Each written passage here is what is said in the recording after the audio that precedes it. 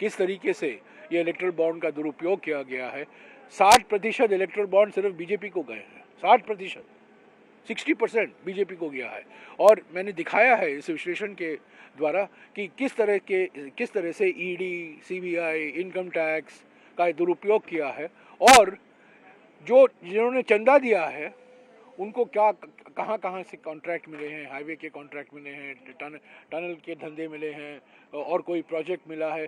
तो ये सब मिली भगत है। चुनाव आयोग ने जो इलेक्टोरल बॉन्ड्स को लेकर खुलासा किया है कि किस किस ने वो बॉन्ड खरीदे और किस किस को वो बॉन्ड गए, अगर इन दोनों चीज़ों को आपस में समानांतर तौर पर जोड़ा जाएगा और फिर ये जांच की जाएगी कि कथाकथित जिसने बॉन्ड दिए हैं उसको सरकार की तरफ से या वैसे कोई फ़ायदा तो नहीं पहुंचा, तो बहुत ही अद्भुत जो फैक्ट्स हैं वो अगले 2-3 दिन में उजागर होंगे।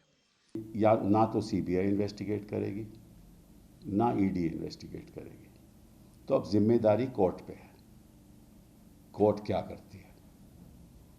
कोर्ट को एक जैसे 2G में एक SIT बनानी चाहिए और ख़ुद नियुक्ति करनी चाहिए लोगों की उस SIT में। वो इंडिपेंडेंट लोग होने चाहिए, और जो भी डोनेशंस हुई हैं, जिस डोनर ने भी पैसा दिया है, कुछ तो ऐसी कंपनी हैं जो लॉस में चल रही हैं, उन्होंने भी पैसा दिया है।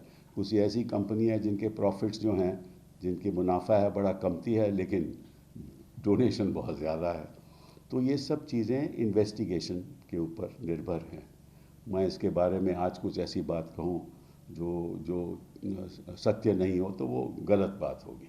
लेकिन ये बात ज़रूरी है कि ये सारा जो पैसा है, अगर क्विड प्रो को हुआ है, वो लगता है कि हुआ है, तो अवैध है, और जो इमारतें भी बनी हैं उस पैसे से वो भी अवैध हैं।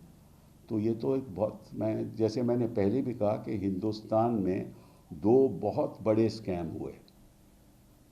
एक तो नोटबंदी का,